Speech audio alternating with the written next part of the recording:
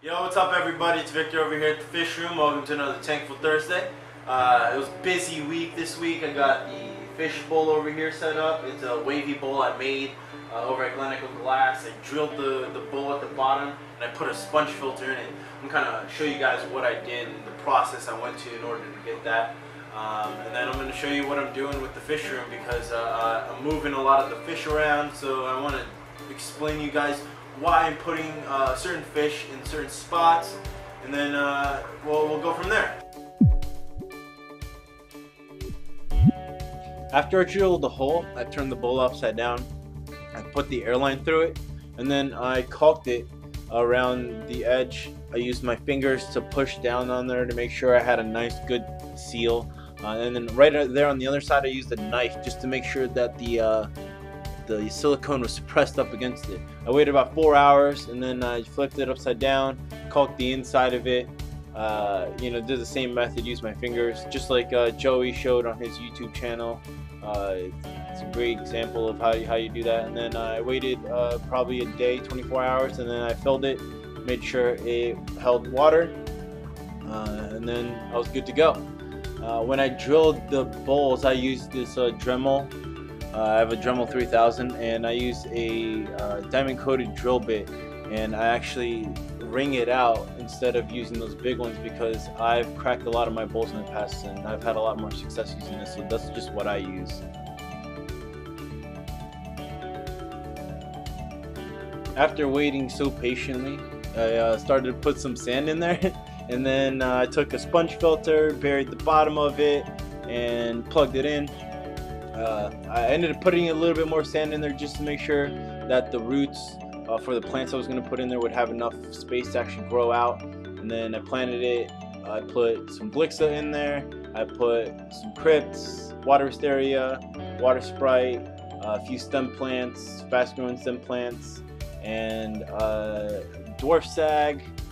I put 2 different root tabs, one right where the blixa is and one right where the crypt is, and so far it's holding pretty well. And then I filled it, just put some plastic bags, made sure they were clean, and then it was next to the sink, so I just used the shower head to fill it. You can see a little bit, I filled it a little bit too fast. This is really sped up, but now I'm just gonna wait till it settles. The filter is working pretty well, and I'll show you guys what it looks like next week once the water is perfectly clear, you know.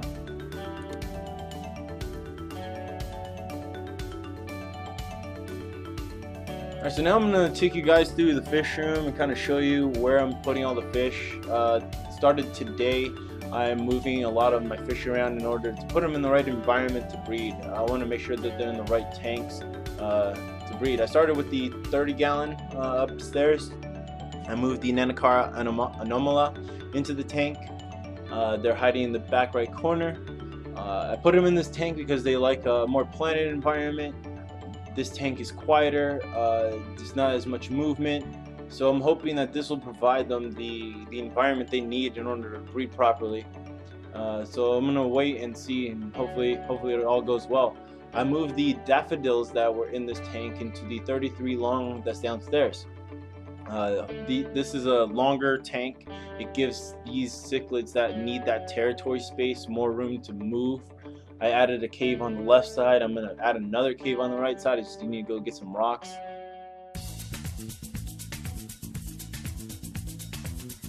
I took the Acaras that were in the 33 long and I put them in the 150. The male I actually put in a quarantine holder tank because the male that was in the 150 was way bigger than him and he immediately started going after him. After I took them out, they started displaying breeding behavior. The female started to turn bluer, so I think that was a good idea. They have already ripped that Anubis out and are trying to clean that rock up, which is awesome. So I hope they get some Acaras out of this. And the Acaras, you can see when they start breeding, they turn a darker blue.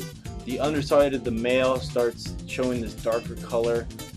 You can see that all of his fins are a much richer blue. When they're not breeding, you see this brighter color come out all over their body. They also started cleaning this rock over here, and that's another sign I've noticed when they start breeding. The female is the one that displays the most color change. You can see the head becomes really blue and the underside becomes way more blue than the male. It's the biggest sign of breeding I've seen.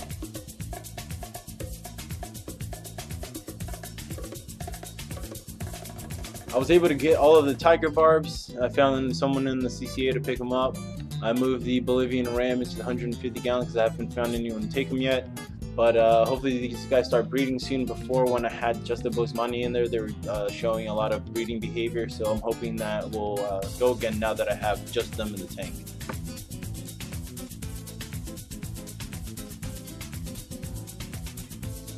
And these angels, I'm just furious that they ate another batch. But guess what? Guess what? 2 days later, they laid more eggs.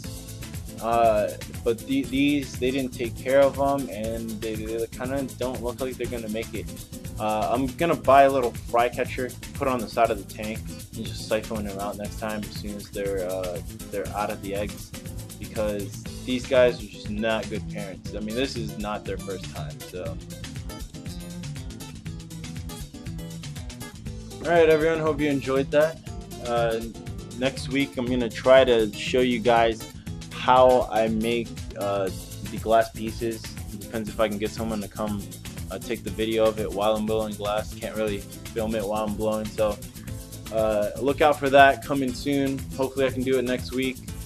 But we'll be back for another Tankful Thursday. I'll let you guys enjoy the discus here. Have a good one.